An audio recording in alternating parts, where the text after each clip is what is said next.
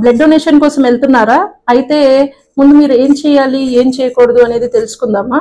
Blood donate చేయక ముందు రోజు రాత్రి ప్రశాంతంగా పడుకోవాలి. అండ్ ఐరన్ రిచ్ ఫుడ్స్ అనేవి బాగా తీసుకుని ఆయిలీ ఫుడ్స్ని అవాయిడ్ చేయండి. అలానే ప్లెంటీ ఆఫ్ వాటర్ తీసుకోవాలండి, ఎందుకంటే మన బాడీ హైడ్రేషన్లో ఉంటే బ్లడ్ డొనేషన్ ఈజీగా ఉంటుంది.